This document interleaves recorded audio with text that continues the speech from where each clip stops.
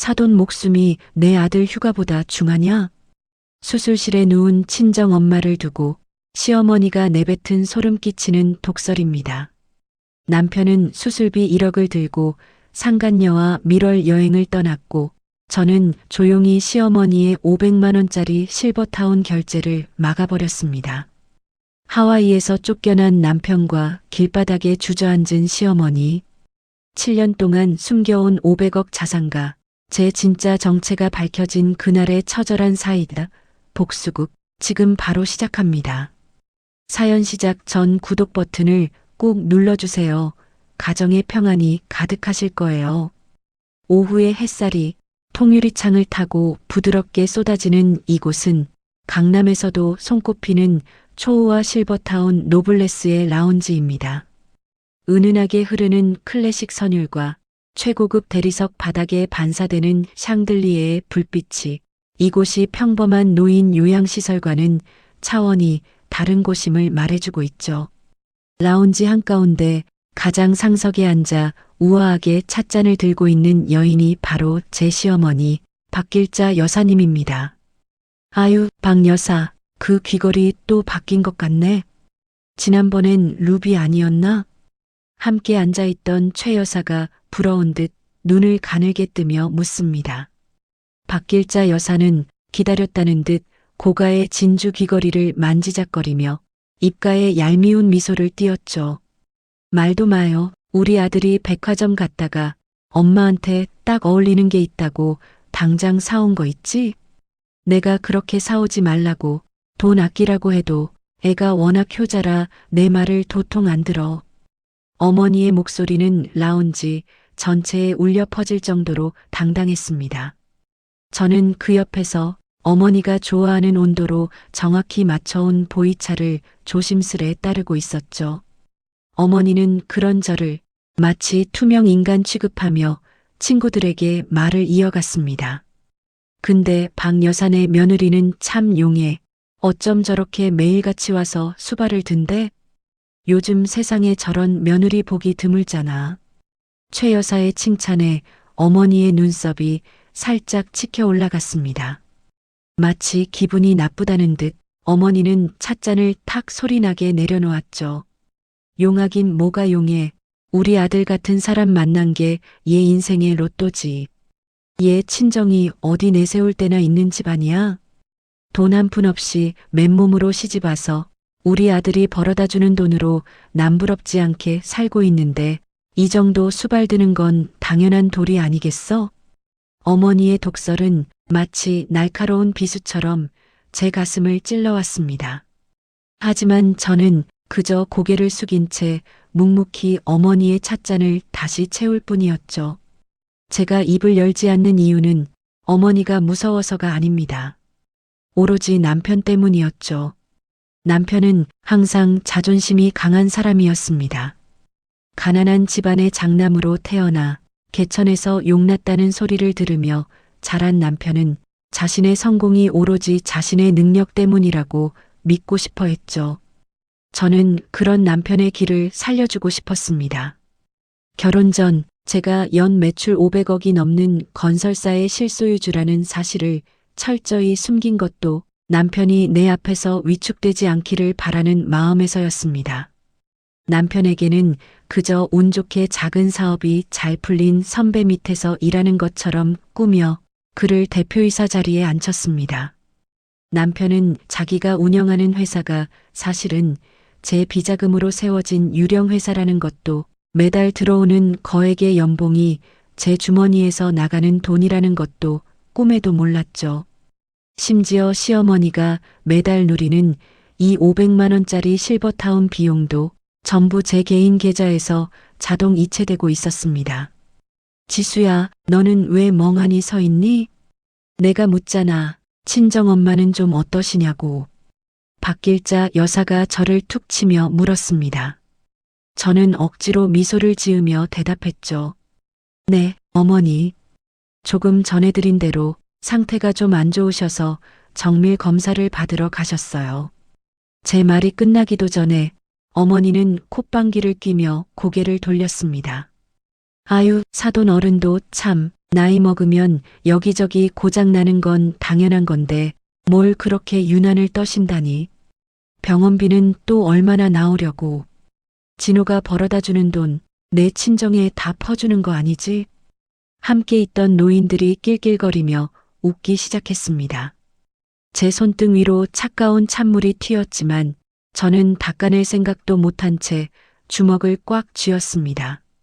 어머니는 제 속도 모르고 다시 친구들에게 자랑을 늘어놓기 시작했죠. 이번에 우리 아들이 그러더라고. 사업이 너무 잘 돼서 보너스가 좀 나왔다고. 그래서 다음 주에는 머리 식히러 해외라도 다녀오겠대. 어쩜 그렇게 바쁜 와중에도 자기 챙길 줄을 아는지. 내 아들이지만 참 대견해. 남편이 해외여행을 간다는 소식은 저도 처음 듣는 이야기였습니다. 친정엄마가 곧 수술을 해야 할지도 모른다는 상황을 어제 분명히 남편에게 말했었는데 말이죠. 가슴 한구석에서 불안한 예감이 스멀스멀 피어올랐습니다. 어머, 진호 씨가 여행을 간다고요? 저한테는 그런 말 없었는데요. 제가 조심스럽게 묻자 어머니는 한심하다는 듯 저를 쳐다보았습니다. 남자가 큰일을 하다 보면 그럴 수도 있지. 사사건건 너한테 다 보고해야 하니? 넌 그저 진호가 벌어다 주는 돈으로 애나 잘 키우고 시어머니 수발이나 잘 들면 되는 거야. 어디 남편 하는 일에 토를 달아? 어머니의 당당한 태도에 저는 더 이상 아무 말도 할 수 없었습니다. 어머니는 다시 친구들과 함께 새로 산 명품 가방이며 아들의 골프 실력에 대해 떠들기 시작했죠. 그 화려한 수다 소리가 마치 거대한 벽처럼 느껴져 숨이 막혀왔습니다.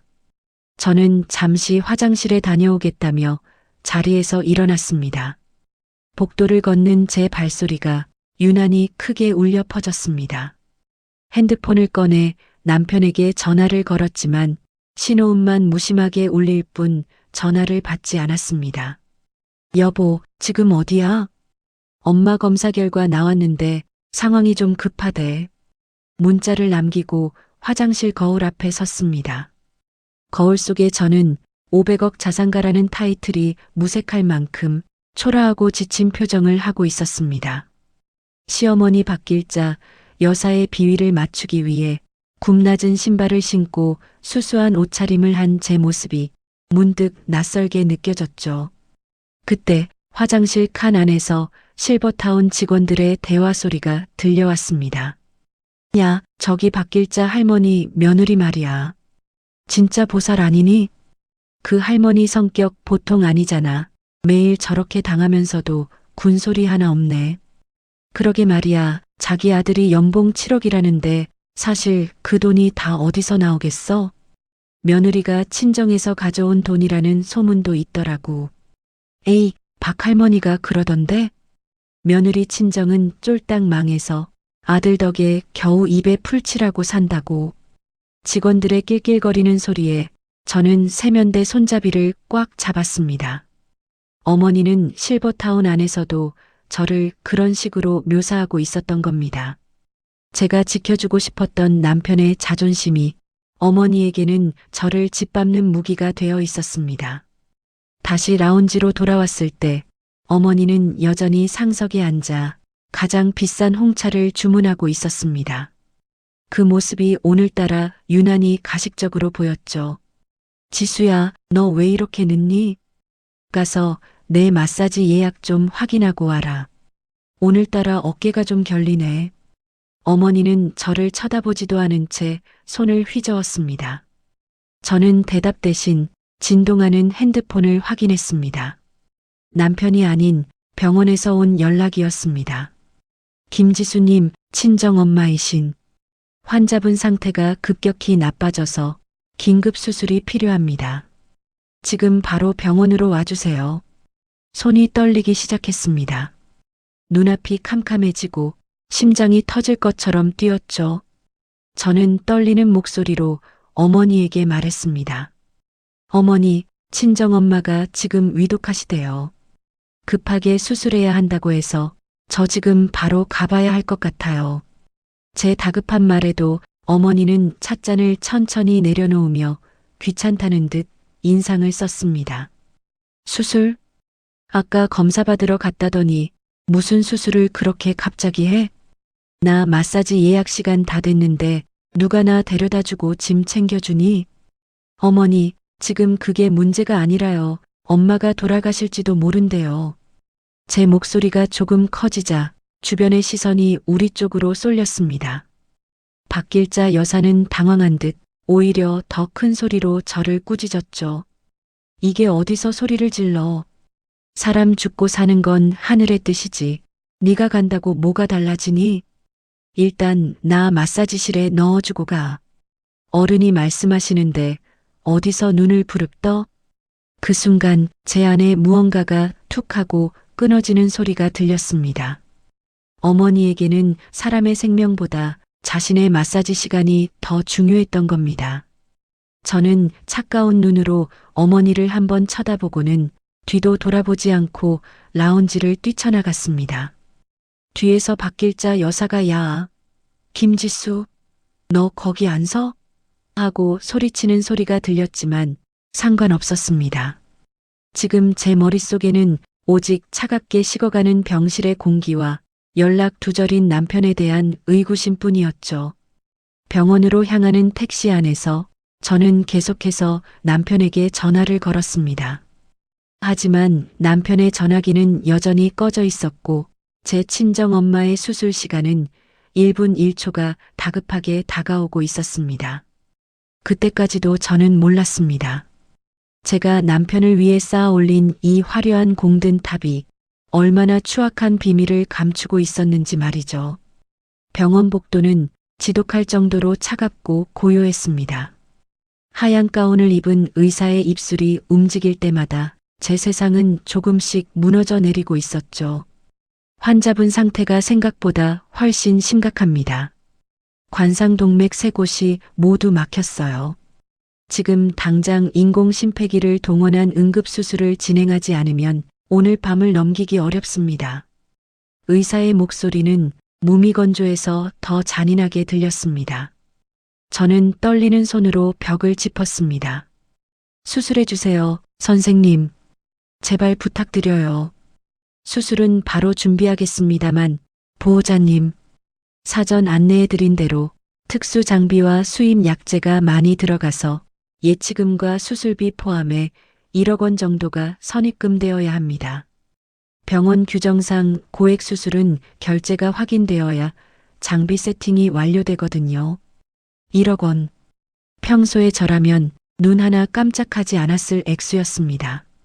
하지만 하필이면 타이밍이 너무나 잔인했죠. 지난주 강남에 새로 나온 300억대 빌딩을 매입하면서 가용할 수 있는 현금 자산을 모두 쏟아부은 직후였습니다. 남은 자산은 대부분 해외 사모펀드와 장기 채권에 묶여 있었고 그것들을 현금화하려면 아무리 빨라도 3일에서 5일은 걸려야 했습니다. 지금 당장 수중에 있는 돈으로는 수술비 1억을 채우기에 턱없이 부족했죠. 저는 다급하게 핸드폰을 꺼내 들었습니다. 손가락이 떨려 비밀번호를 몇 번이나 틀린 끝에 남편에게 전화를 걸었습니다. 몇 번의 긴 신호음 끝에 드디어 남편이 전화를 받았습니다. 여보, 왜 이렇게 전화를 안 받아? 지금 어디야? 제 목소리는 이미 울음 섞인 비명이 되어 있었습니다.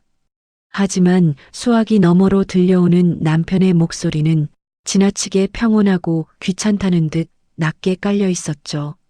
아, 나 지금 외부 미팅 중이야. 갑자기 왜 그래? 목소리는 또 왜 이래? 여보, 우리 엄마가 지금 당장 수술 안 하면 돌아가신대. 근데 병원에서 수술비로 1억이 당장 필요하다고 해. 나 지금 현금이 좀 묶여 있어서 그러는데 당신 회사 계좌에 있는 돈으로 1억만 먼저 입금해주면 안 될까? 제 간절한 부탁에 잠시 침묵이 흘렀습니다. 그 짧은 정적이 마치 수천 년처럼 길게 느껴졌죠. 남편은 깊은 한숨을 내쉬며 대답했습니다. 뭐? 1억? 여보, 당신 지금 제정신이야? 아무리 장모님 수술이라지만 회사 자금을 그렇게 함부로 뺏어 쓰는 게 어디 있어? 회계 처리는 어떻게 하라고? 내가 3일 안에, 아니 내일이라도 내 회사 펀드 해지해서 바로 채워 넣을게. 제발, 여보. 지금 엄마 숨이 넘어가고 있단 말이야. 입금 확인 안 되면 수술 시작도 안 해준대. 저는 병원 로비 한복판에서 무릎이라도 꿇고 싶은 심정으로 빌었습니다. 지나가는 사람들이 저를 쳐다봤지만 그런 건 전혀 중요하지 않았습니다. 하지만 남편의 반응은 차가운 얼음물보다 더 냉정했죠. 당신네 친정, 진짜 우리한테 왜 그래? 왜 당신 친정 일에는 나를 이렇게 힘들게 만들어? 그리고 1억이 무슨 애 이름이야? 갑자기 어디서 구해? 남편의 말에 가슴이 덜컥 내려앉았습니다. 당신 어머니의 실버타운비 500만 원은 사실 내 돈으로 내고 있다는 사실이 목구멍까지 차올랐습니다. 하지만 지금은 그걸 따질 때가 아니었습니다. 여보, 당신 회사 대표이사잖아. 그 정도 정결권은 있잖아.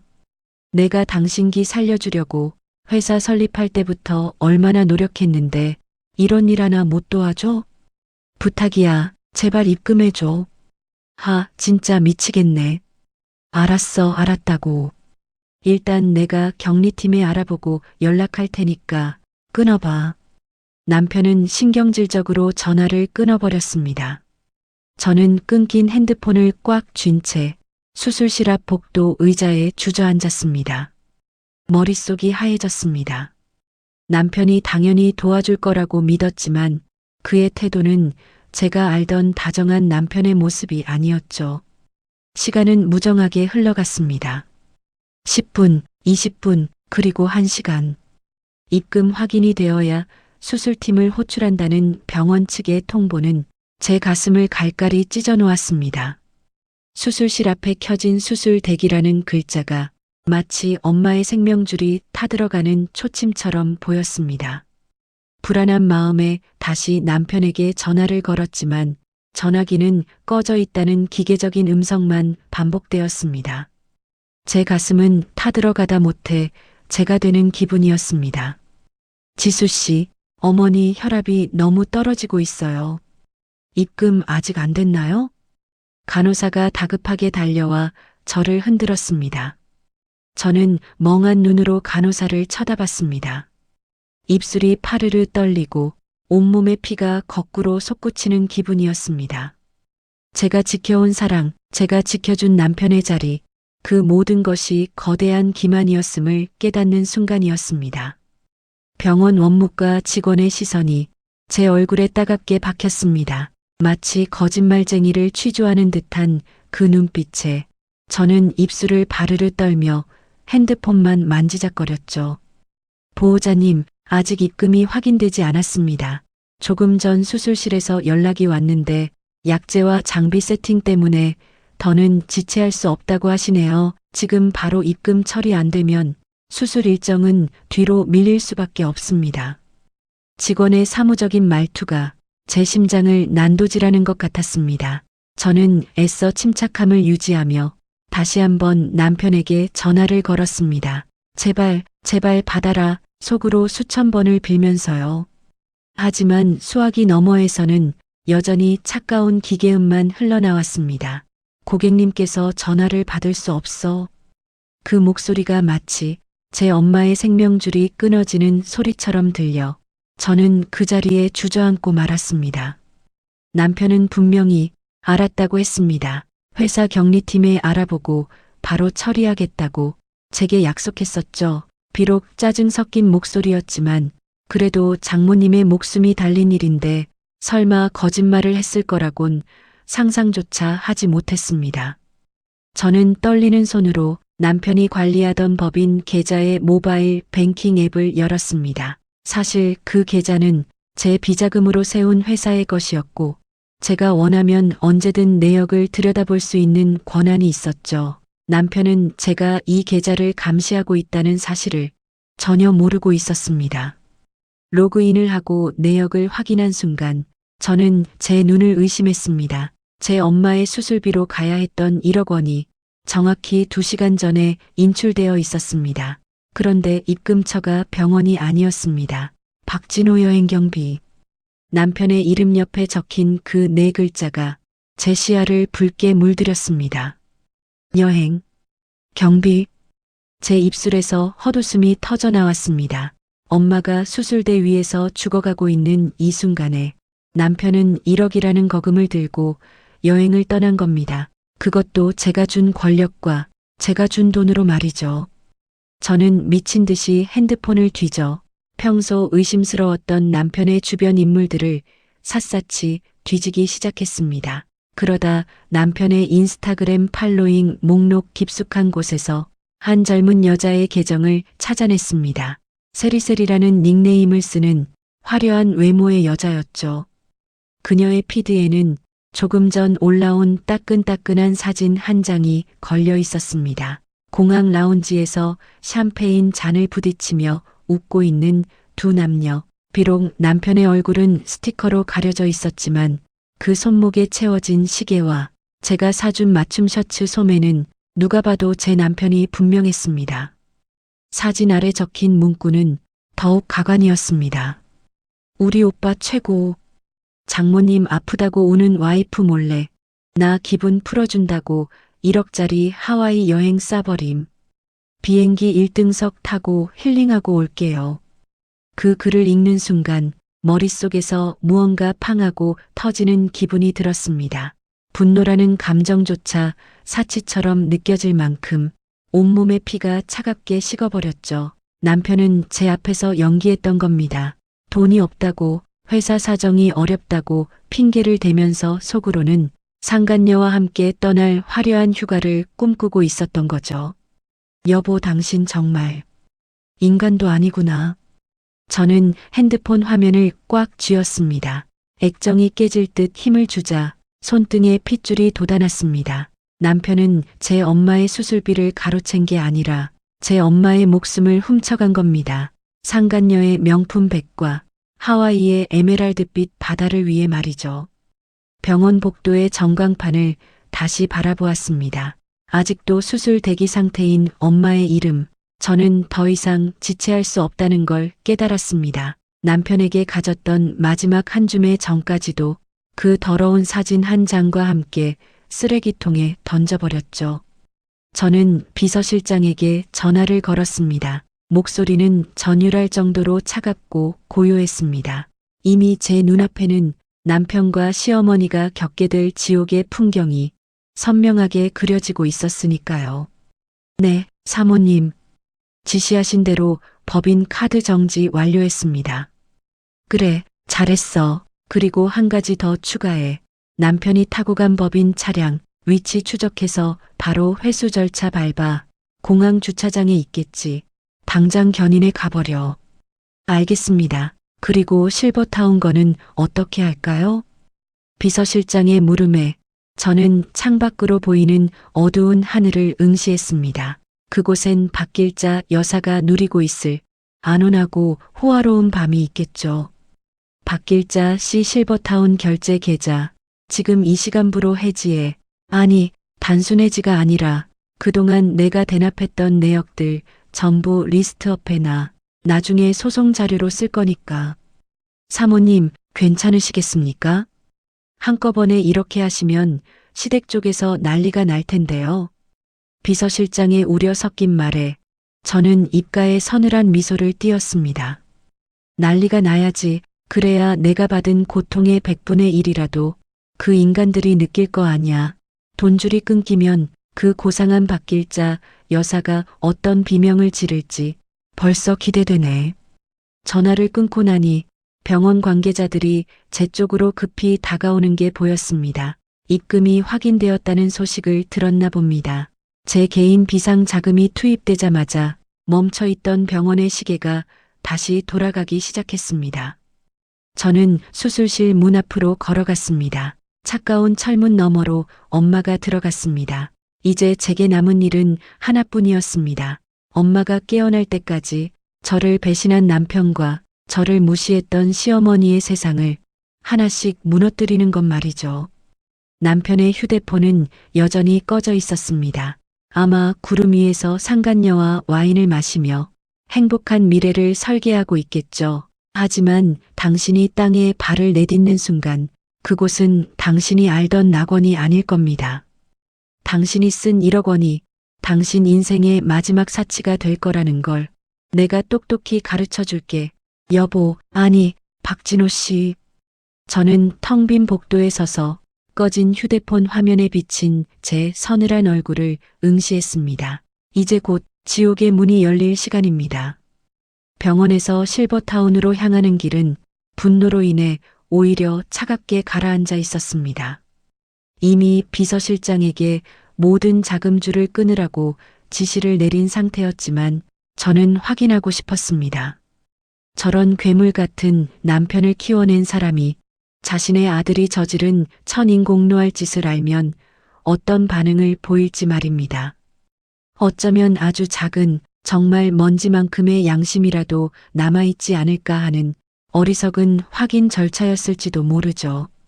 실버타운의 육중한 유리문을 열고 들어서자 은은한 아로마 향기가 코끝을 찔러왔습니다. 지옥 같은 병원 응급실과는 너무나도 대비되는 지독히도 평화롭고 고상한 향기였죠. 저는 안내 데스크의 직원을 지나쳐 어머니가 즐겨 찾는 전신 마사지실로 단숨에 걸어 올라갔습니다. 어머, 지수 왔니? 너 지금 꼴이 그게 뭐니? 천박하게 머리는 산발을 해서 따뜻한 조명 아래 안락하게 누워있던 박길자 여사가 눈을 가늘게 뜨며 저를 훑어보았습니다. 그녀의 얼굴 위에는 비싼 금가루 팩이 발려 있었고 옆에서는 직원이 정성스럽게 그녀의 발을 주무르고 있었죠. 저는 차가운 눈으로 그 풍경을 응시하며 입을 열었습니다. 어머니, 진호 씨가 우리 엄마 수술비 1억, 그거 빼돌려서 상간녀랑 하와이 갔어요. 알고 계셨죠? 제 직설적인 물음에 박길자 여사는 잠시 움찔하는 듯 하더니 이내 코웃음을 쳤습니다. 그녀는 옆에 있던 직원에게 잠시 나가 있으라고 손짓하더니 가운을 여미며 비스듬히 앉아 저를 내려다보았죠. 알면 어쩔 건데? 내 아들이 그동안 너희 집안에 쏟아부은 정성이 얼마인데 모처럼 휴가 좀 가겠다는데 네가 왜 난리니? 남자가 사업하다 보면 머리도 좀 식히고 예쁜 꽃도 좀 보고 그러는 거지. 그걸 일일이 뒤를 캐고 다니니? 참 너도 독하다, 독해. 우리 엄마가 죽어가고 있어요, 어머니. 그 돈은 진호 씨 돈이 아니라 내 엄마 수술비였다고요. 사람 목숨을 담보로 불륜 여행을 떠난 아들이 어머니는 부끄럽지도 않으세요? 제 낮은 목소리에도 박길자 여사는 오히려 적반하장으로 소리를 지르기 시작했습니다. 그녀의 입에서 터져나온 말은 인간의 언어라고는 믿기지 않을 만큼 잔인했죠. 부끄럽긴 뭐가 부끄러워. 야, 똑똑히 들어라. 사돈 노인네 목숨이 우리 아들 휴가보다 중하냐? 다 늙어서 오늘 내일하는 노인네 수술한다고 그 아까운 생돈 1억을 써? 그 돈이면 우리 아들 사업에 큰 보탬이 될 돈인데 그걸 내 친정에 퍼주려고 해? 사람 죽고 사는 건 다 하늘의 뜻이다. 갈 때 되면 가는 게 순리지 억지로 붙잡는다고 뭐가 달라져? 그 말이 제 가슴에 마지막 남은 신락 같은 기대를 갈갈이 찢어 놓았습니다. 갈 때 되면 가는 게 순리라니요. 자신은 월 500만 원이나 하는 호화 실버타운에서 온갖 사치를 누리며 천년만년 살 것처럼 굴면서 말입니다. 제 친정엄마의 목숨은 아들의 더러운 밀월 여행보다도 못한 가치였던 겁니다. 어머니, 방금 하신 말씀 꼭 기억하세요. 갈 때 되면 가는 게 순리라고 하셨죠? 저는 떨리는 손을 주머니에 넣고 입가에 아주 작은 미소를 띄었습니다. 그것은 슬픔이 아니라 완벽한 단절의 미소였죠. 박길자 여사는 제 반응이 의외라는 듯 눈썹을 치켜세우며 대꾸했습니다. 기억하면 어쩔 건데? 네가 뭘 어쩌겠냐고. 돈 한 푼 없는 네가 우리 아들 등쳐먹고 사는 주제에 지금이라도 진우한테 전화해서 빌어. 잘못했다고 돈 더 달라고 안 하겠다고. 아니요, 어머니. 제가 여기 온 건 빌러 온 게 아니에요. 마지막으로 확인하러 온 거죠. 내가 이 인간들을 계속 사람으로 대우해줘야 하나, 아니면 그냥 쓰레기처럼 치워야 하나. 제 말에 박길자 여사의 안색이 불그락푸르락 변했습니다. 그녀는 삿대질을 하며 제 앞으로 다가왔죠. 이게 미쳤나? 너 지금 나한테 뭐라고 했어? 쓰레기. 어디서 배워먹은 버릇이야. 어머니, 조금 전에 이 실버타운 원장한테 전화했어요. 오늘부로 박길자 씨 결제 카드 전부 정지됐다고요. 그동안 내가 내준 돈 하나도 빠짐없이 환수 조치 들어갈 겁니다. 라운지의 공기가 일순간 얼어붙었습니다. 박길자 여사는 멍청한 표정으로 저를 바라보다가 이내 미친 듯이 웃어댔습니다. 네가 무슨 돈이 있어서 이걸 끊어? 그거 다 우리 아들 돈이야. 진호가 내주는 돈이라고. 착각하지 마세요, 어머니. 남편이 대표이사로 있는 그 회사, 그거 내 비자금으로 만든 내 회사예요. 남편은 그냥 내가 세워둔 가짜 대표일 뿐이고요. 그 인간이 하와이에서 쓴 1억? 그것도 공금 횡령으로 이미 고소장 들어갈 거예요. 아마 공항 도착하자마자 수갑 차게 될 겁니다. 박길자 여사의 눈동자가 심하게 흔들리기 시작했습니다. 믿을 수 없다는 듯, 현실을 부정하고 싶은 듯 그녀의 입술이 파르르 떨렸죠. 그때 마사지실 문이 열리며 실버타운 매니저가 당황한 기색으로 들어왔습니다. 박길자 회원님, 잠시 실례하겠습니다. 방금 본사에서 연락이 왔는데 결제 카드가 모두 승인 거절로 떴습니다. 그리고 보호자이신 김지수님께서 오늘부로 퇴소 신청을 완료하셨다고 하네요. 매니저의 말이 떨어지는 순간 박길자 여사의 얼굴에서 핏기가 싹 가셨습니다. 그녀는 매니저의 팔을 붙잡으며 비명을 질렀죠. 아니야. 그럴 리가 없어. 우리 아들한테 전화해. 진호야. 진호야. 하지만 전화기는 꺼져 있었습니다. 남편은 지금쯤 하와이 상공에서 자신의 세상이 무너진 줄도 모르고 샴페인을 마시고 있을 테니까요. 저는 비틀거리는 박길자 여사를 차갑게 내려다보며 말했습니다. 어머니, 아까 말씀하셨죠? 갈 때 되면 가는 게 순리라고. 이제 어머니가 이 실버타운에서 나가실 순리가 찾아왔네요. 짐은 내일 아침까지 다 빼세요. 안 그러면 전부 쓰레기 하차장으로 던져버릴 테니까. 저는 뒤도 돌아보지 않고 마사지실을 나왔습니다. 뒤에서 박길자 여사가 야, 김지수, 너 거기 안 서? 하고 악을 쓰는 소리가 들렸지만 상관없었습니다.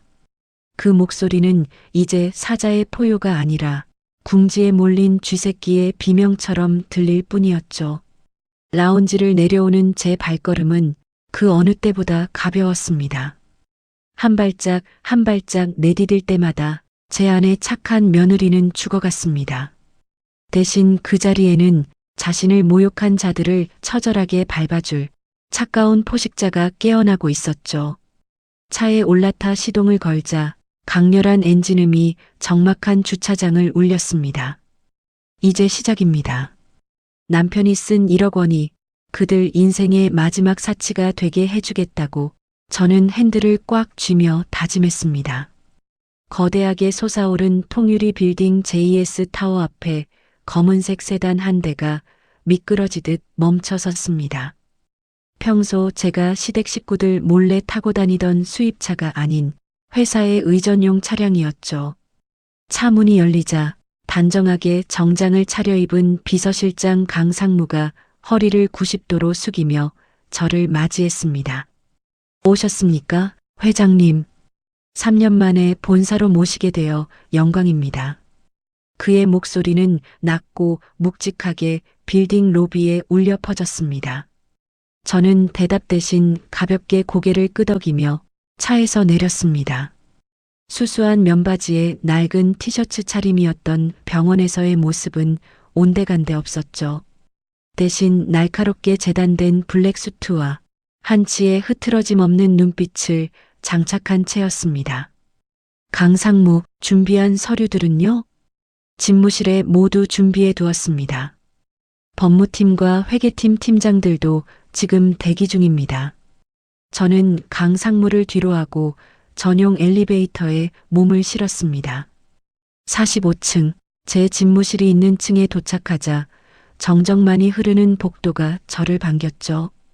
3년 전 남편의 길을 살려주겠다며 현모양처 놀이를 시작하면서 비워두었던 공간입니다. 그동안 저는 이 거대한 성의 주인임을 숨긴 채 박길자 여사의 발을 닦아주고 남편의 넥타이를 메어주는 그림자로 살았습니다. 집무실 문이 열리자 각 부서의 책임자들이 일제히 일어나 고개를 숙였습니다. 저는 상석에 앉아 그들이 내미는 서류들을 하나씩 훑어내려갔습니다. 그 안에는 남편 박진호가 그동안 대표이사로 재직하며 저지른 모든 만행이 기록되어 있었죠. 먼저 박진호 대표의 법인 카드 사용 내역부터 보시죠. 최근 일주일간 상간녀 한세리와 함께 명품 매장과 고급 호텔에서 결제한 금액만 8천만 원이 넘습니다. 여기에 오늘 공항에서 인출한 1억 원까지 합치면 명백한 공금 횡령입니다. 회계팀장의 보고에 저는 헛웃음을 터뜨렸습니다. 남편은 자기가 대단한 능력이 있어서 그 돈을 쓰고 다니는 줄 알았겠죠. 연봉 7억, 고급 외제차, 그리고 강남의 펜트하우스 사무실. 그 모든 게 사실은 제가 그에게 베푼 자선 사업이었다는 사실을 그는 단 한 번도 의심하지 않았습니다. 남편이 운영하던 그 법인, 애초에 제 비자금 100억으로 만든 종이 회사였죠? 그 인간은 자기가 정말 사업 수완이 좋아서 회사가 돌아가는 줄 알았을 거예요. 내가 뒤에서 대기업 하청 물량 다 몰아주고 적자 날 때마다 개인 자금으로 메꿔줬으니까요. 제 서늘한 말에 장내에는 찬물이 끼얹은 듯한 정적이 감돌았습니다. 저는 펜을 들어 남편의 해임안에 서명했습니다. 지금 이 시간부로 박진호는 JS 건설 산하 모든 계열사의 대표직에서 해임됩니다. 법무팀은 즉각 공금 횡령 및 배임 혐의로 고소장 접수하세요. 합의는 없습니다. 최대 형량을 받을 수 있도록 모든 증거 제출하세요.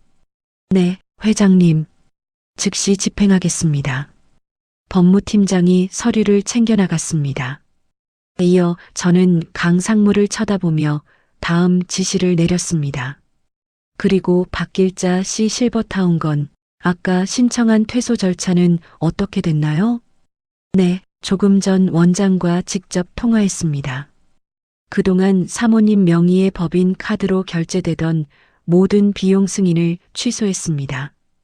박길자 여사님은 현재 실버타운 내에서 현금이나 카드를 전혀 사용하실 수 없는 상태입니다. 내일 아침이면 방을 비워줘야 한다는 최종 통보를 받을 예정입니다. 강상무의 보고를 들으며 저는 창밖의 화려한 야경을 응시했습니다. 저 불빛들 중 상당수가 제 소유의 건물에서 뿜어져 나오고 있었죠. 박길자 여사는 저 불빛들을 보며 자기가 대단한 귀부인이라도 된 양 거드름을 피웠을 겁니다. 하지만 그녀가 누린 그 모든 우아함은 제가 허락한 유통기한 임박한 사치에 불과했습니다. 강상무, 남편이 하와이에서 지금 뭘 하고 있을까요? 현지 시각으로는 점심시간이겠군요.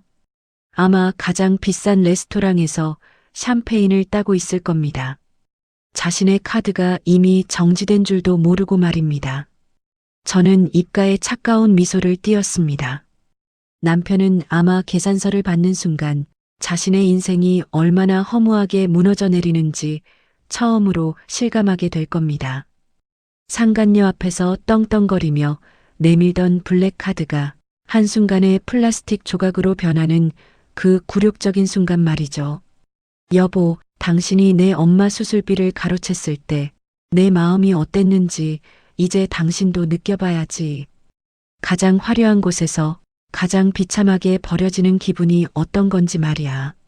저는 다시 서류 뭉치를 뒤적여 시댁 식구들이 살고 있는 아파트의 명의를 확인했습니다. 그곳 역시 제 소유의 명의로 된 전세집이었습니다. 내일이면 그 집의 번호키도 바뀔 것이고 바뀔자 여사의 명품 가방들은 길바닥으로 쏟아져 내릴 겁니다. 아, 그리고 한 가지 더. 남편이 타고 다니는 차, 그거 위치 추적해서 공항 주차장에서 바로 견인해 오라고 했죠? 거기 상간녀 짐도 다 들어있을 텐데 하나도 빼주지 말고 그대로 압류하세요. 회사 자산이니까요. 이미 견인차 출동했습니다. 공항 경찰 측에도 무단 점유 및 횡령 차량으로 신고 완료해 두었습니다. 완벽했습니다. 저는 의자 깊숙이 몸을 묻고 눈을 감았습니다. 3년 동안 착한 며느리라는 가면을 쓰고 살았던 제 연극은 이제 끝났습니다. 이제는 진정한 주인으로서 제 소중한 것들을 짓밟은 괴물들을 사냥할 시간입니다. 집무실의 시계가 자정을 알렸습니다. 수술실에 계신 엄마의 소식은 아직 없었지만 입금 확인 후 수술이 원활하게 진행 중이라는 보고는 이미 받았습니다. 엄마가 깨어나시는 날 세상은 이전과는 완전히 다른 모습일 겁니다. 더럽고 추악한 인간들이 모두 걸러진 깨끗한 세상 말이죠. 회장님, 이제 퇴근하시겠습니까? 강상무의 물음에 저는 고개를 저었습니다. 아니요, 여기서 밤새울 거예요. 남편이 하와이 호텔에서 쫓겨나 나한테 울며불며 전화할 때까지 그 비명 소리를 실시간으로 듣고 싶거든요. 저는 차가운 커피를 한 모금 들이켰습니다. 지옥의 문은 이제 막 열렸고 그들을 기다리는 불길은 상상보다 훨씬 뜨거울 겁니다. 제 손엔 이미 그들의 목숨줄을 쥔 칼자루가 쥐어져 있었습니다. 이제부터는 그들이 제 발밑에서 얼마나 처절하게 기어다닐지 우아하게 감상만 하면 되는 일이었죠. 한 문장 보고서를 검토할 때마다 가슴속 응어리가 조금씩 풀리는 기분이었습니다. 하지만 이건 시작일 뿐입니다. 남편 박진호, 그리고 박길자 여사. 당신들이 내뱉은 독설과 배신의 대가는 이제부터 100배, 1000배로 되돌려주겠습니다. 기대하세요. 당신들의 가장 화려한 추락을. 축제는 이제부터니까요. 에메랄드빛 바다가 펼쳐진 하와이 와이키키 해변은 말 그대로 지상의 낙원이었습니다. 시원하게 불어오는 바닷바람과 최고급 호텔 라운지에서 흘러나오는 경쾌한 음악은 남편과 상간녀 한세리에게는 완벽한 승전보처럼 들렸겠죠. 남편은 장모님이 병원에서 사경을 헤매고 있다는 사실 따위는 이미 머릿속에서 깨끗이 지워버린 듯 했습니다. 와, 오빠. 저 가방 진짜 예쁘다. 나 저거 사주면 안 돼? 한세리는 남편의 팔짱을 꼭 끼고 명품 매장 쇼윈도 앞에 멈춰섰습니다. 그녀가 가리킨 것은 수천만 원을 호가하는 한정판 악어 가죽 가방이었죠. 남편은 호기롭게 가슴을 펴며 그녀의 머리를 쓰다듬었습니다. 당연하지, 우리 세리가 갖고 싶다는데. 오빠가 연봉 7억 받는 대표이사잖아. 그 정도쯤이야 껌이지, 껌. 남편은 거만하게 매장 안으로 걸어 들어갔습니다. 매장 직원이 깍듯하게 인사를 건네자 남편은 지갑에서 가장 아끼던 블랙카드를 꺼내 들었죠.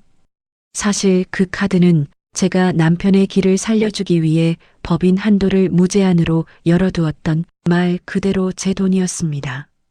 이거 결제해 주세요. 일시불로.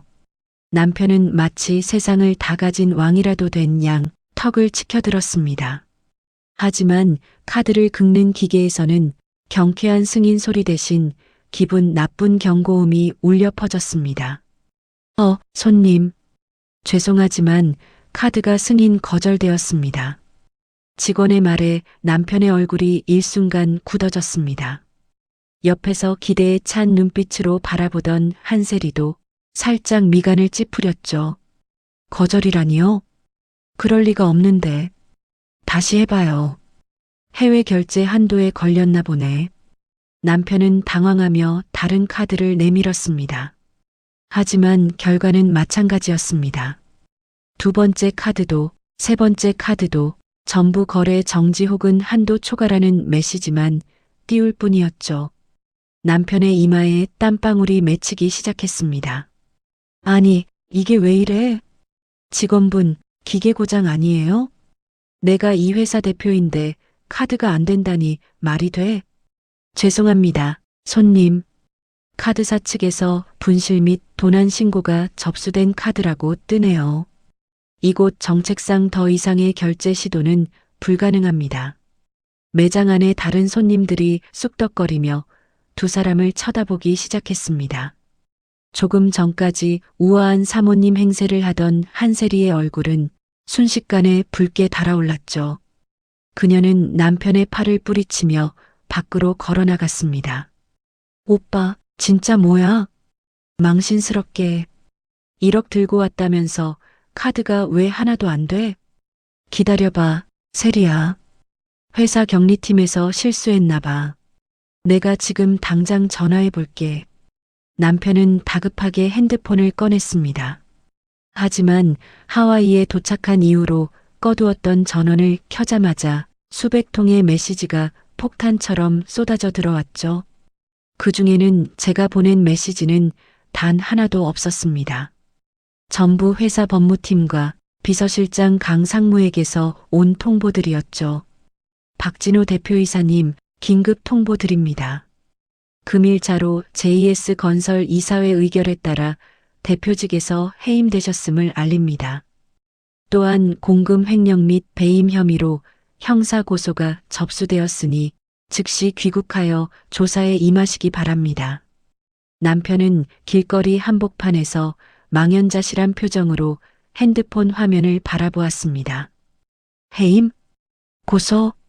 방금 전까지 연봉 7억의 대표이사였던 남편은 한순간에 수배 중인 범죄자 신세가 되어버린 겁니다.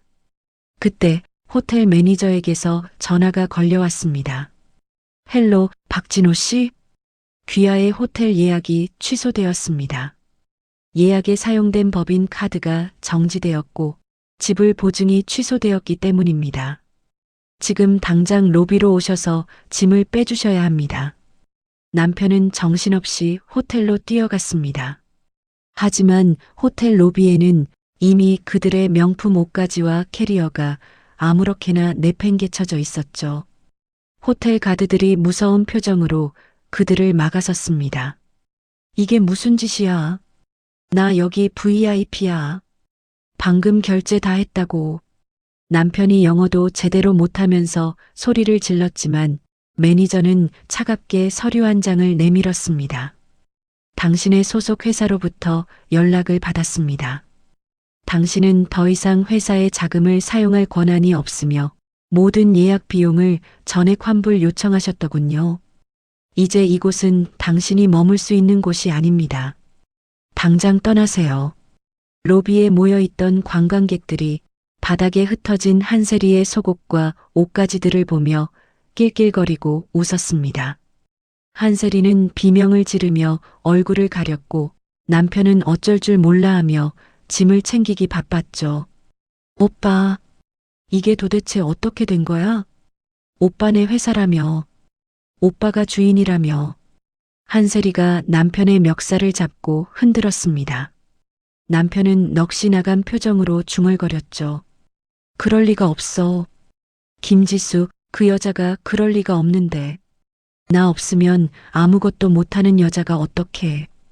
그제야 남편은 자신이 그동안 무시해왔던 아내 지수가 사실은 자신의 생사여 탈권을 쥐고 있던 거대한 포식자였음을 깨달았습니다. 그는 떨리는 손으로 제게 전화를 걸었습니다. 수십 번의 시도 끝에 드디어 제가 전화를 받았죠. 여보, 지수야.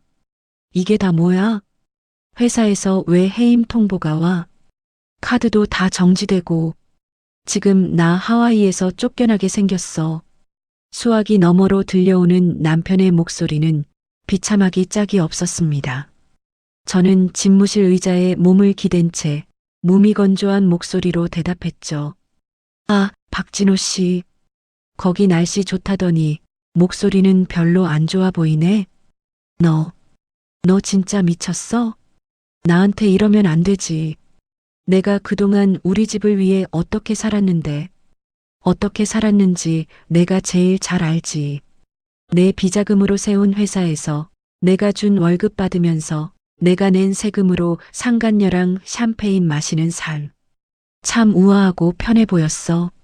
제 말에 남편은 할 말을 잃고 숨을 헐떡였습니다. 저는 계속해서 차갑게 쏘아붙였죠. 우리 엄마 수술비 1억, 그거 당신 여행 경비로 썼더라. 그 1억이 당신 인생에서 가장 비싼 장례식 비용이 될 거야. 당신 사회적 수명의 장례식 말이야. 지수야, 내가 잘못했어. 내가 잠깐 미쳤었나 봐. 세리, 이 여자가 꼬셔서 그런 거야. 나 지금 당장 한국 갈게. 남편의 구걸에 옆에 있던 한세리가 소리를 질렀습니다. 뭐? 내가 꼬셨다고? 야, 박진호. 네가 나한테 너희 와이프 돈 한 푼 없는 거지라고 자기가 다 먹여 살린다고 허풍 떨었잖아. 너 진짜 가짜 대표였어? 수화기 너머로 두 사람이 머리채를 잡고 싸우는 소리가 생생하게 들려왔습니다. 저는 그 소음을 음악처럼 감상하며 낮게 속삭였습니다. 아, 참고로 공항 주차장에 세워둔 당신 차 방금 견인해 갔어. 당신 명의 핸드폰도 1시간 뒤면 정지될 거야. 하와이 바닥에서 노숙을 하든 구걸을 해서 비행기 표를 사든 당신 마음인데 한국 오면 바로 검찰청으로 출석해야 할 거야. 내가 당신 공금 횡령 증거 하나도 빠짐없이 다 넘겼거든. 지수야. 제발. 지수야. 남편의 절규를 뒤로하고 저는 통화 종료 버튼을 눌렀습니다. 지상의 낙원이었던 하와이는 이제 그들에게는 창살 없는 감옥이 되었을 겁니다. 돈 한 푼 없이 말도 통하지 않는 타지에서 서로를 원망하며 짓씹어 돌리는 그들의 모습이 눈에 선했죠. 저는 창밖을 바라보며 커피를 한 모금 들이켰습니다. 밤 공기가 무척이나 달콤했습니다. 이제 남은 건 아직도 자신의 천국이 무너진 줄 모르고 꿈속을 헤매는 박길자 여사의 비명을 듣는 일뿐입니다. 남편의 몰락은 이제 시작일 뿐입니다. 그는 한국에 발을 들이는 순간 자신이 누렸던 모든 화려함이 사실은 독이 든 성배였음을 뼈저리게 느끼게 될 겁니다. 저는 다시 서류를 챙겨 집무실을 나왔습니다. 내일 아침 실버타운 로비에서 울려 퍼질 박길자 여사의 비명 소리를 기대하면서 말이죠. 복수를 하면 눈물이 날 줄 알았는데 이상하게 자꾸만 웃음이 나왔습니다. 엄마의 병실 전광판에 회복 중이라는 글자가 뜬 것을 확인했기 때문일까요? 아니면 쓰레기들을 제 손으로 직접 치웠다는 해방감 때문일까요? 하와이의 태양 아래 버려진 그들의 비참함이 제게는 세상 그 무엇보다 시원한 보약처럼 느껴지는 밤이었습니다. 지수가 경고하고 떠난 그날 밤, 박길자 여사는 단 한숨도 자지 못했습니다. 아들 진호에게 수백 번 전화를 걸었지만 돌아오는 건 차가운 기계음 뿐이었죠. 하지만 그녀는 끝내 믿지 않았습니다. 설마 그 순종적이던 지수가 진짜로 나를 내쫓겠어? 우리 아들이 대표인데 감히 누가 나를 건드려? 그렇게 스스로를 다독이며 불안을 애써 누른 채 화려한 실버타운의 아침을 맞이했습니다. 똑똑똑. 아침 9시 정각 방문을 두드리는 소리가 들렸습니다. 평소처럼 아침 식사를 가져온 직원일 거라 생각하며 박 여사는 거만하게 소리쳤죠. 들어와. 오늘 메뉴는 뭐야? 나 입맛 없으니까 전복죽으로 다시 가져와. 하지만 문을 열고 들어온 건 흰 가운을 입은 영양사가 아니었습니다. 검은 정장을 입은 보안 요원 서너 명과 커다란 박스를 든 용역업체 직원들이었죠. 박 여사는 침대에서 벌떡 일어나 소리를 질렀습니다. 너희들 뭐야? 여기가 어디라고 허락도 없이 들어와. 박길자 회원님, 어제 사모님께 직접 통보받으셨을 텐데요. 오늘 오전 9시까지 자진 퇴소하시지 않으면 강제 집행에 들어가겠다고 말씀드렸습니다. 실버타운 매니저의 목소리는 어제보다 훨씬 더 차갑고 사무적이었습니다. 박 여사의 얼굴이 순식간에 불그락푸르락 변했죠. 이것들이 진짜 미쳤나? 내가 누군지 몰라. 우리 아들이 이 회사 대표야. 당장 안 나가? 이거 주거침입이야. 착각하지 마십시오. 이 방의 계약 주체는 김지수님이고 어제자로 모든 권리가 소멸되었습니다. 이제 이곳은 회원님의 방이 아닙니다. 매니저의 신호가 떨어지기 무섭게 인부들이 박 여사의 옷장을 열어젖혔습니다. 그녀가 애지중지하던 명품 가방들과 수백만 원짜리 실크 옷들이 박스 안으로 무자비하게 던져졌죠. 안 돼. 내 가방. 그거 하나에 얼마짜린 줄 알아? 손대지 마. 이 도둑놈들아. 박 여사는 비명을 지르며 인부들을 막아섰지만 건장한 보안 요원들에게 가로막혀 바닥에 주저앉고 말았습니다. 화장대 위에 놓여있던 고가의 수입 화장품들이 바구니에 담기고 우아하게 차를 마시던 닭이 세트가 신문지에 돌돌 말리는 광경을 그녀는 넋이 나간 채 지켜볼 수밖에 없었죠. 단 30분 만에 박길자 여사가 3년 동안 쌓아 올린 화려한 제국이 박스 몇 개로 정리되었습니다. 보안 요원들은 그녀의 양팔을 붙잡고 강제로 방 밖으로 끌어냈습니다. 이거 놓으라고. 지수 인연, 내가 가만 안 둘 거야. 진호야, 진호야. 복도를 지나 엘리베이터로 향하는 동안 박 여사의 비명은 실버타운 전체에 울려 퍼졌습니다.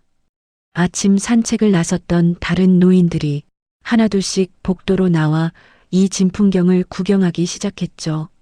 어머, 웬일이야. 저 박 여사 아니야?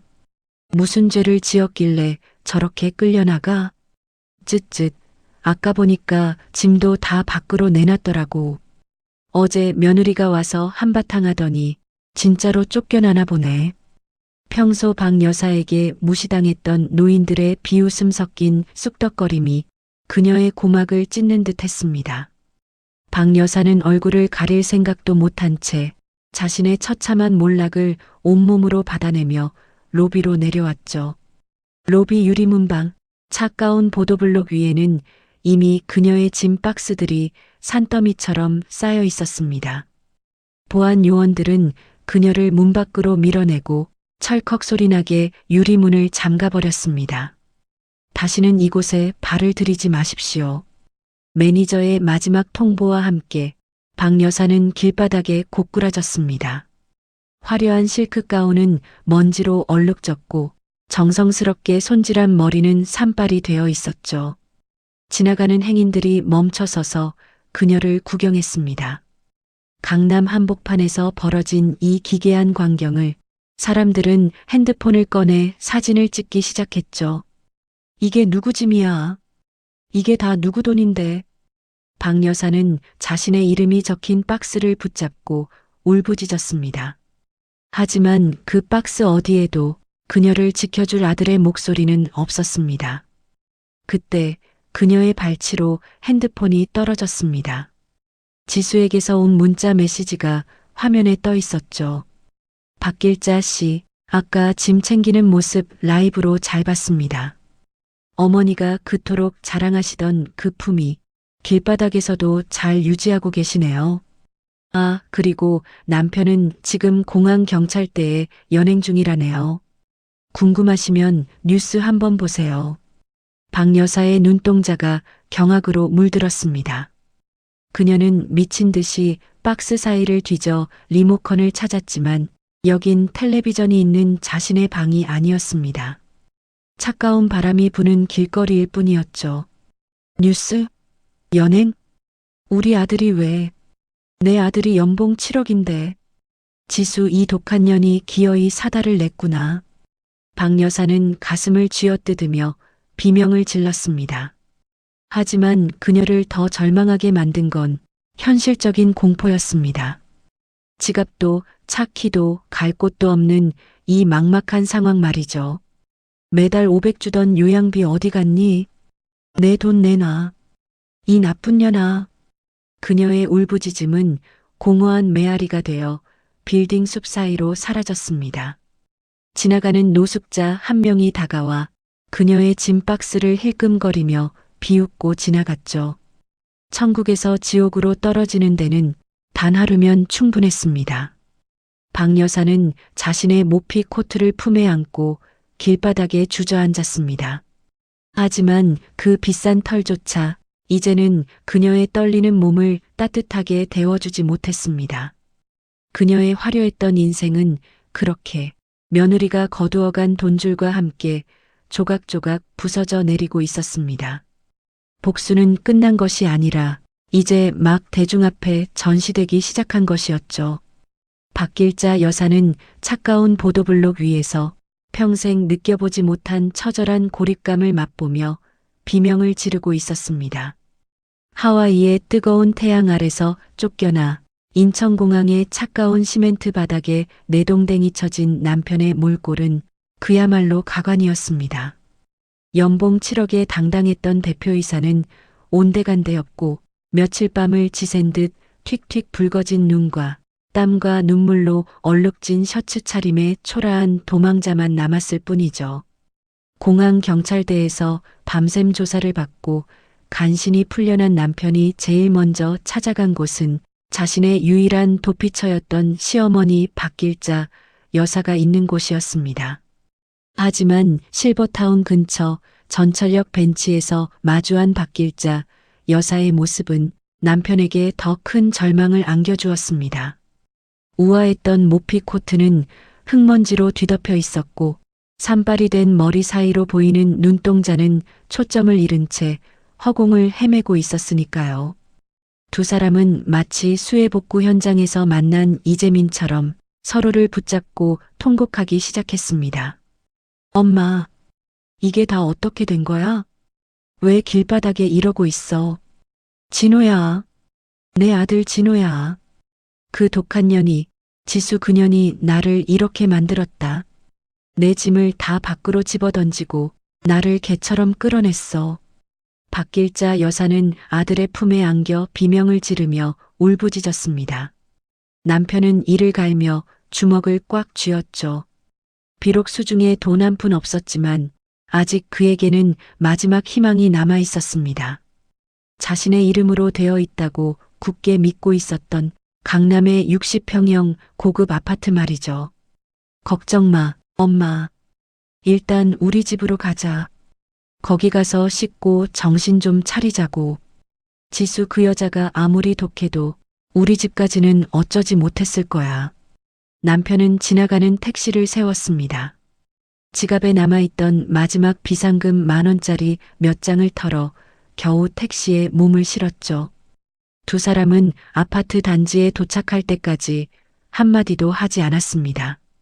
오로지 그 집만은 무사하기를, 그 안온한 보금자리만은 자신들을 받아주기를 간절히 바랄 뿐이었죠. 하지만 아파트 로비에 들어선 순간 남편의 심장은 다시 한번 바닥으로 추락했습니다. 단지 내 쓰레기 분리수거장 근처에 어디서 많이 본 듯한 가구와 상자들이 산더미처럼 쌓여 있었기 때문입니다. 남편은 미친 듯이 그쪽으로 달려갔습니다. 이거 우리 집 소파잖아. 저건 엄마가 아끼던 자개장이고. 상자 안에는 남편이 아끼던 골프채와 명품 시계 박스들이 마치 음식물 쓰레기처럼 뒤섞여 있었습니다. 박길자 여사는 비명을 지르며 그 쓰레기 더미 위로 주저앉았습니다. 아이고, 내 보물들. 이게 왜 여기 나와 있어? 누가 이런 짓을 한 거야? 남편은 떨리는 다리를 이끌고 엘리베이터에 올라탔습니다. 자신의 집이 있는 15층에 도착해 익숙한 손놀림으로 도어락 덮개를 올렸죠. 평소 쓰던 비밀번호 914를 눌렀습니다. 남편의 생일이었죠. 띠리링, 띠리링. 경쾌한 효과음 대신 기분 나쁜 오류음이 복도에 울려 퍼졌습니다. 남편은 당황하며 다시 번호를 눌렀습니다. 천천히 하나하나 정성스럽게 눌렀지만 결과는 마찬가지였습니다. 안 돼. 그럴 리가 없어. 내 집인데, 내가 산 집인데. 남편은 문을 발로 차며 소리를 질렀습니다. 그때 문 옆에 붙은 작은 메모지 한 장이 눈에 들어왔습니다. 지수의 단정한 글씨체로 적힌 메시지였죠. 여보, 아니 박진호 씨. 이 집 전세 계약자도 나라는 거 잊었어? 당신 명의로 된 건 이 집안에 공기밖에 없단다. 짐은 밑에 쓰레기장에 잘 모셔뒀으니 알아서 챙겨가. 아, 그리고 이웃들 보기 창피하니까 적당히 하고 꺼져줘. 남편은 그 자리에 주저앉아 머리를 쥐어뜯었습니다. 자신이 대표이사로서 누렸던 그 모든 화려한 삶이 사실은 지수가 설계한 거대한 무대 세트였다는 것을 이제야 온몸으로 체감한 겁니다. 무대 뒤에 조명이 꺼지자 그에게 남은 건 오직 차갑고 딱딱한 콘크리트 바닥뿐이었죠. 진호야, 문 안 열리니? 응? 엄마 배고파 죽겠다. 얼른 들어가서 밥 좀 먹자. 뒤늦게 올라온 박길자 여사가 아들의 옷자락을 붙잡으며 보챘습니다. 남편은 초점 없는 눈으로 어머니를 바라보다가 낮게 움츠렸습니다. 엄마, 우리 이제 집 없어. 지수가 우리를 버렸어. 뭐? 집이 없다니. 네가 번 돈이 다 어디 갔는데? 그 많은 재산이 다 어디 갔어? 박길자 여사는 아들의 뺨을 때리며 울부짖었습니다. 하지만 남편은 아무런 반응도 하지 못했습니다. 그는 이제야 알았습니다.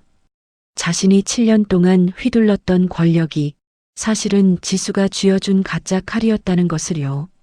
그녀가 칼을 거두어가는 순간 그는 그저 발가벗겨진 광대에 불과했습니다. 아파트 경비원들이 올라와 두 사람을 복도 밖으로 끌어냈습니다. 주민들이 문을 빼꼼히 열고 그들을 구경하며 혀를 찼죠. 강남의 신사로 통하던 박 대표와 콧대 높던 박 여사의 모습은 이제 동네의 구경거리가 되어버렸습니다. 밤바람은 매서웠습니다. 갈 곳 없는 두 사람은 결국 역 근처 골목길 깊숙한 곳에 있는 낡은 여인숙 앞에 멈춰 섰습니다. 간판의 네온 사인은 반쯤 깨져서 깜빡거리고 있었고 입구에서는 눅눅한 곰팡이 냄새와 정체 모를 악취가 흘러나왔죠. 진호야, 정말 이런 데서 자야 하니? 엄마, 이런 데서는 한 잠도 못 잔다. 박길자 여사는 코를 막으며 뒷걸음질 쳤습니다. 하지만 남편은 어머니의 손을 거칠게 잡아 끌었습니다. 엄마, 지금 찬밥 더운 밥 가릴 때야? 수중에 돈 10,000원도 없어. 이거라도 들어가야 밤이슬 안 맞지. 여인숙 방은 딱 두 사람이 누우면 꽉 찰 정도로 좁았습니다. 천장에는 곰팡이 꽃이 피어 있었고 이불은 언제 빨았는지 모를 정도로 눅눅했죠. 박길자 여사는 구석에 쪼그리고 앉아 쉴 새 없이 눈물을 쏟았습니다. 내가 어쩌다 이렇게 됐나? 그 귀한 요양비 500만 원은 다 어디 가고 이런 쥐구멍 같은 데서. 남편은 벽에 기대어 앉아 담배를 찾았지만 담배 쌀 돈조차 없다는 사실에 허탈한 웃음을 터뜨렸습니다. 지수는 지금쯤 깨끗하고 넓은 집에서 회복 중인 엄마의 손을 잡고 평온한 밤을 보내고 있겠죠. 그 생각을 하니 속이 뒤틀리고 피눈물이 났습니다. 지수야, 너 정말 이럴 줄은 몰랐다. 너 하나만 참으면 우리 모두가 행복했잖아. 왜 이렇게까지 독하게 굴어? 남편은 끝까지 자신의 잘못을 깨닫지 못했습니다. 자신이 가로챈 장모님의 수술비 1억이 사실은 지수가 그에게 준 마지막 기회였다는 사실을 그는 영원히 알지 못할 겁니다. 좁은 방 안에서 두 사람의 가쁜 숨소리만 울려 퍼졌습니다. 화려했던 성공 신화는 그렇게 낡은 여인숙의 곰팡이 냄새와 함께 썩어가고 있었습니다. 가짜 효자와 그를 키워낸 욕심 많은 어머니는 이제야 자신들에게 딱 맞는 비참한 현실의 쥐구멍 속으로 기어들어온 셈이었죠. 밤새도록 박길자 여사의 흐느낌은 멈추지 않았고 남편은 어둠 속에서 지수의 서늘한 눈빛을 떠올리며 몸을 떨었습니다. 그들의 가장 길고 처절한 밤은 이제 막 시작되었을 뿐입니다. 낡고 눅눅한 여인숙에서 뜬 눈으로 밤을 지샌 남편과 박길자 여사에게 이른 아침 한 통의 문자가 도착했습니다. 발신인은 다름 아닌 저 김지수였죠. 오전 10시 JS 건설 본사 대회의실로 오세요. 마지막으로 정리할 서류들이 있습니다. 그 문자는 두 사람에게 지옥 속에서 내려온 썩은 동아줄 같았을 겁니다. 남편은 서둘러 여인숙의 공용 세면대에서 대충 세수를 했고 박 여사는 흙먼지가 묻은 모피 코트를 손으로 털어내며 애써 품위를 찾으려 노력했죠. 하지만 거울 속에 비친 그들의 모습은 강남의 성공한 사업가와 사모님이 아니라 그저 노숙 직전의 처참한 몰골일 뿐이었습니다. JS 건설 본사 로비에 들어선 두 사람은 자신들을 향한 직원들의 싸늘한 시선에 고개를 숙였습니다. 불과 며칠 전까지만 해도 남편은 이곳에서 박 대표님이라 불리며 거드름을 피웠고 박 여사는 귀빈 대접을 받으며 활보하던 곳이었죠. 하지만 지금 그들을 안내하는 비서의 눈빛엔 경멸만이 가득했습니다. 대회의실의 육중한 문이 열리자 광활할 정도로 넓은 테이블 끝에 한 여자가 앉아 있었습니다. 흐트러짐 없는 블랙 수트, 날카롭게 빛나는 안경, 그리고 압도적인 위엄을 뿜어내는 눈빛, 그것은 두 사람이 알던 순종적인 며느리 김지수가 아니었습니다. 왔어? 거기 앉아. 제 짧고 차가운 명령에 남편과 박 여사는 엉거주춤 자리에 앉았습니다. 남편은 마른 침을 삼키며 제 눈치를 살피더니 비굴한 미소를 지으며 입을 열었죠. 지수야, 어제는 내가 정말 미안했어. 하와이에서 생각해보니 내가 정말 미쳤던 것 같아. 우리 일단 진정하고 대화로 풀자. 응? 내가 대표이사직 복귀해서 다시 열심히 일하면. 남편의 말이 끝나기도 전에 저는 앞에 놓인 두꺼운 서류 뭉치를 테이블 너머로 던졌습니다. 서류들이 흩어지며 남편의 얼굴 앞에 툭툭 떨어졌죠. 대표이사? 박진호, 착각하지 마. 당신이 그동안 앉아있던 그 자리는 내가 만들어준 가짜 의자였어. 이 서류들 보이지? 이 회사의 지분 98%가 누구 소유인지 똑똑히 확인해봐. 남편은 떨리는 손으로 서류를 뒤적였습니다. 지분 구조도, 자본금 출처, 그리고 실소유주 명부, 모든 곳에 김지수라는 이름이 선명하게 박혀 있었습니다. 남편의 얼굴이 종이장처럼 하얗게 질려갔죠. 이럴 리가 없어. 이건 내가 선배랑 같이 세운 회사잖아. 그 선배, 내 밑에서 일하던 바지 사장이었어. 당신 기 살려주려고 내가 7년 동안 연극을 한 거야. 당신이 매달 받아가던 그 7억 연봉. 그거 다 내 비자금 계좌에서 나간 내 돈이었단 말이야. 옆에서 듣고 있던 박길자 여사가 비명을 지르며 끼어들었습니다. 지수, 너 지금 무슨 소리를 하는 거니? 우리 아들이 밤낮으로 일해서 번 돈으로 내가 그 실버타운에 있었던 거야. 네가 감히 우리 아들 노력을 가로채? 저는 박 여사를 향해 서늘한 미소를 지었습니다. 어머니, 아직도 상황 파악이 안 되세요?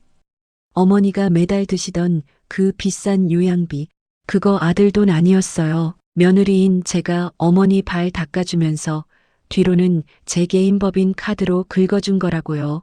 어머니가 저를 식모 취급할 때마다 저는 속으로 생각했어요. 이 여자는 자기를 먹여 살리는 손등을 물고 있구나 하고요. 박 여사는 충격에 휩싸여 뒤로 넘어갈 듯 의자 손잡이를 꽉 잡았습니다. 남편은 미친 사람처럼 서류를 넘기다 결국 바닥으로 무너져 내렸죠. 자신이 이룬 모든 성공이 사실은 아내가 베푼 시혜였다는 사실은 그의 자존심을 완전히 가루로 만들어 버렸습니다. 지수야, 자기야. 그래도 우리 부부잖아. 7년을 같이 살았는데 어떻게 한순간에 이래? 나한테 기회를 줘. 내가 다 돌려놓을게. 기회? 당신이 내 엄마 수술비 1억 빼돌렸을 때, 그때 당신은 당신의 마지막 기회를 스스로 하와이 바다에 던져버린 거야. 내가 왜 당신한테 회사 인감을 맡겼을 것 같아? 당신이 정말 인간이라면 장모님 목숨만큼은 건드리지 않을 거라는 마지막 믿음 때문이었어. 저는 자리에서 일어나 천천히 그들에게 다가갔습니다. 구두 굽소리가 적막한 회의실에 날카롭게 울려 퍼졌죠. 근데 당신들은 내 믿음을 비웃었지. 사돈 노인네 목숨보다 아들 휴가가 중하다고? 자, 이제 똑똑히 봐. 당신들이 누렸던 가짜 인생의 청구서야. 저는 또 다른 서류 한 장을 내밀었습니다. 그것은 남편이 횡령한 금액에 대한 고소장과 그동안 시댁 식구들에게 지급된 모든 생활비 및 품위 유지비에 대한 부당이득, 반환 청구 소송장이었습니다. 당신 명의로 된 아파트 전세금? 그거 이미 내가 회수했어. 당신이 타고 다니던 외제차? 법인 자산이라 이미 압류됐고 상간녀 세리한테 사준 명품 가방들? 그것도 작물 취득으로 엮어서 다 뺏어올 거야. 당신은 이제 빈털터리가 아니라 내가 청구한 수십억의 빚을 짊어진 범죄자가 될 뿐이야. 지수야, 제발. 남편이 제 바지가랑이를 잡으려 손을 뻗었지만 강상무가 나타나 차갑게 그를 제지했습니다. 박길자 여사는 실성한 듯 중얼거렸죠. 말도 안 돼. 내가 왜 이런 대접을 받아야 해? 나 박길자야. 노블레스 실버타운 VIP라고. 박길자 씨, 당신의 VIP 회원권은 당신의 인성이 아니라 내 지갑에서 나온 거였어요. 이제 그 지갑 닫혔으니까 당신은 그냥 길바닥에 나앉은 무식하고 욕심 많은 노인네일 뿐이에요. 저는 뒤도 돌아보지 않고 회의실 문을 향해 걸어갔습니다. 등 뒤에서 남편의 절규와 박 여사의 통곡이 뒤섞여 들려왔지만 제 마음은 거대한 바위처럼 미동도 하지 않았습니다. 오히려 지난 7년 동안 얹혀있던 체증이 씻은 듯 내려가는 기분이었죠. 강상무, 두 사람 밖으로 끌어내세요. 더러운 냄새가 회의실에 배겠어요. 제 마지막 명령에 보안 요원들이 들이닥쳤습니다. 비명을 지르며 끌려나가는 두 사람을 뒤로 하고 저는 회장실로 연결된 엘리베이터에 몸을 실었습니다. 엘리베이터의 매끄러운 거울 속에 비친 저는 더 이상 누군가의 며느리도 누군가의 아내도 아니었습니다. 자신의 삶을 스스로 쟁취하고 소중한 사람을 지켜낸 완전한 포식자의 모습이었죠. 창밖으로 보이는 서울의 풍경은 눈부시게 아름다웠습니다. 남편과 박 여사가 기어 들어갔던 그 어두운 쥐구멍과는 비교도 할 수 없을 만큼 높고 고결한 곳에서 저는 비로소 진정한 자유를 느꼈습니다. 게임은 끝났고 왕좌의 주인은 처음부터 저였다는 사실이 증명된 순간이었습니다. 따사로운 오후의 햇살이 병실 안을 평화롭게 비추고 있습니다. 산소호흡기에 의지에 위태롭던 엄마의 숨소리는 이제 규칙적이고 건강한 리듬을 되찾았죠. 남편이 빼돌렸던 그 1억 원 대신 긴급하게 빌린 자금으로 진행한 수술은 다행히 성공적이었습니다. 지수야, 나 이제 괜찮다. 너 얼굴이 왜 이렇게 반쪽이 됐니? 엄마의 야윈 손이 제 뺨을 어루만질 때 비로소 제 안의 긴장감이 녹아내리는 것을 느꼈습니다. 그동안 독하게 버텨왔던 마음 한구석이 엄마의 온기 앞에서 아이처럼 무너져 내렸죠. 하지만 저는 다시 마음을 다잡았습니다. 아직 치워야 할 오물들이 남았으니까요. 병실 밖으로 나오자마자 강상무로부터 전화가 걸려왔습니다. 남편의 소식이었죠. 회장님, 박진호 씨는 조금 전 검찰로 송치되었습니다. 법인 자금 횡령뿐만 아니라 그동안 상간녀 한세리와 공모해 비자금을 조성하려던 정황까지 포착되어 실형을 피하기는 어려울 것 같습니다. 그래요. 하나도 빠짐없이 죄의 대가를 치르게 하세요. 전화를 끊고 병원 로비로 내려갔을 때 그곳엔 믿을 수 없을 만큼 초라한 노인 한 명이 앉아 있었습니다. 구멍난 양말에 흙먼지가 가득 묻은 낡은 신발, 그리고 한때는 수백만 원을 호가했을 테지만 이제는 걸레짝처럼 변한 모피 코트를 걸친 박길자 여사였습니다. 그녀는 제가 나타나자마자 미친 사람처럼 달려와 제 구두 끝을 붙잡았습니다. 사람들의 시선이 쏟아졌지만 그녀는 이제 부끄러움조차 잊은 듯했죠. 지수야, 지수야, 내가 잘못했다. 내가 노망이 났었나 봐. 제발 우리 진호 좀 살려줘. 이거 놓으세요. 박길자 씨, 여기 병원입니다. 저는 차갑게 발을 뺐습니다. 하지만 그녀는 바닥을 기며 제 바지가랑이를 다시 붙잡았죠. 손마디는 거칠게 갈라져 있었고 얼굴은 며칠 새 10년은 늙어 보였습니다. 진호가 감옥에 가면 나는 어떡하니? 갈 곳이 없어. 어제는 전기도 안 들어오는 단칸방에서 덜덜 떨면서 잤어. 나 이러다 진짜 죽어. 응? 지수야, 너 예전엔 참 착했잖아. 제가 착했던 건 당신들이 인간일 거라는 믿음이 있었기 때문이에요. 제 엄마가 죽어갈 때 하와이에서 웃고 있던 당신 아들, 그리고 그걸 보며 순리라고 했던 당신, 그때 제 안에 착한 며느리는 죽었어요. 박길자 여사는 눈물 콧물이 범벅된 얼굴로 가장 절박한 목소리로 마지막 애걸복걸을 시작했습니다. 그래, 내가 죽을 죄를 지었다. 그러니까 딱 한 번만 도와줘. 나 다른 건 안 바랄게. 매달 주던 그 500만 원. 그 요양비 딱 한 번만 더 내주면 안 될까? 그 돈 없으면 나 길바닥에서 굶어 죽어. 그녀의 입에서 나온 500만 원이라는 단어에 저는 실소했습니다. 아직도 그녀는 자신이 누렸던 그 사치가 당연히 누군가 제공해야 하는 권리라고 착각하고 있었죠. 500만 원요? 어머니, 아니 박길자 씨, 그 돈이 어디서 나오는 건지 아직도 모르겠어요? 저는 그녀의 귓가에 낮게 속삭였습니다. 당신이 매달 누리던 그 요양비, 사실은 당신 아들이 내 엄마 수술비에서 훔쳐가려 했던 그 돈보다 훨씬 큰 금액이었어요. 나는 당신에게 천국을 선물했는데 당신들은 내게 지옥을 줬죠. 지수야, 제발. 나 정말 배고파. 500만 원만 있으면 작은 방이라도 얻어서 살 수 있어. 그녀의 비굴한 눈빛을 바라보며 저는 주머니에서 봉투 하나를 꺼냈습니다. 박 여사의 눈에 희망의 빛이 서리는 듯했죠. 하지만 제가 그 안에서 꺼낸 것은 돈이 아니라 남편 박진호의 구치소 수감 번호가 적힌 쪽지였습니다. 박길자 씨, 당신이 그렇게 찾던 500만 원 요양비의 행방 알려줄게요. 그 돈 당신 아들이 빼돌린 내 엄마 수술비로 평생 감옥 뒷바라지나 하는데 쓰세요. 뭐? 너 진짜 이럴 거야?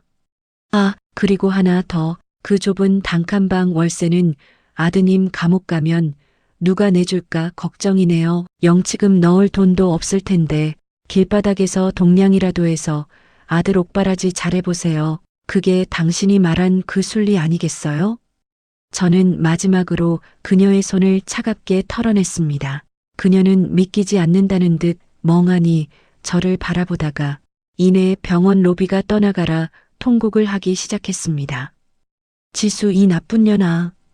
네가 어떻게 나한테. 내 아들이 연봉 7억이야. 내 아들이 사장이라고. 뒤에서 들려오는 그녀의 외침은 이제 광기 어린 헛소리에 불과했습니다. 지나가는 사람들이 혀를 차며 그녀를 피해갔고 보안 요원들이 달려와 그녀를 밖으로 끌어냈죠. 그녀가 누렸던 화려한 인생의 마지막은 그렇게 구걸과 비명으로 끝이 났습니다. 병원을 나서는 길, 바람은 차가웠지만 제 가슴은 그 어느 때보다 따뜻했습니다. 남편은 곧 법의 심판을 받고 차가운 벽 안에서 평생을 후회하며 살게 될 것이고, 그를 그렇게 키운 박길자 여사는 자신이 버린 며느리의 자비가 얼마나 컸는지 뼈저리게 느끼며 하루하루를 버티게 될 것입니다. 저는 운전석에 앉아 엄마가 좋아하는 꽃바구니를 옆자리에 실었습니다. 이제 제 삶에는 더 이상 더러운 오물들이 남아있지 않습니다. 거울 속에 비친 저는 누군가의 며느리도 희생하는 아내도 아닌 온전한 김지수로 빛나고 있었습니다. 엄마, 우리 이제 진짜 행복해지자. 저는 가속 페달을 밟았습니다. 차는 매끄럽게 도로 위를 달렸고 제 앞엔 오직 찬란한 빛만이 가득했습니다. 복수는 끝났습니다. 그리고 제 진짜 인생은 이제 막 시작되었습니다. 오늘 준비한 지수 씨의 통쾌한 복수 사연, 여러분의 가슴을 시원하게 뚫어드렸나요? 진심을 짓밟고 은혜를 원수로 갚은 이들에게 내려진 처절한 심판은 어쩌면 우리 사회가 말하는 인과응보의 당연한 결과일지도 모릅니다. 나를 잃어가며 무조건 참는 것만이 능사가 아니라는 사실, 그리고 내 소중한 사람을 지키기 위해 때로는 단호해져야 한다는 것을 다시금 깨닫게 되는 귀한 시간이었습니다. 오늘 사연이 시원한 사이다처럼 가슴에 와닿으셨다면 화면 아래의 구독과 좋아요를 꼭 눌러주세요. 여러분의 소중한 응원과 정성 어린 댓글은 제가 더 힘차게 다음 사연을 준비할 수 있는 가장 큰 원동력이 됩니다. 알림 설정까지 해주시면 누구보다 빠르게 다음 사연을 만나보실 수 있습니다. 더욱 깊은 울림과 통쾌함을 드리는 이야기로 다시 찾아뵙겠습니다. 긴 시간 함께 해주셔서 진심으로 감사합니다. 오늘도 평안하고 행복한 하루 보내세요.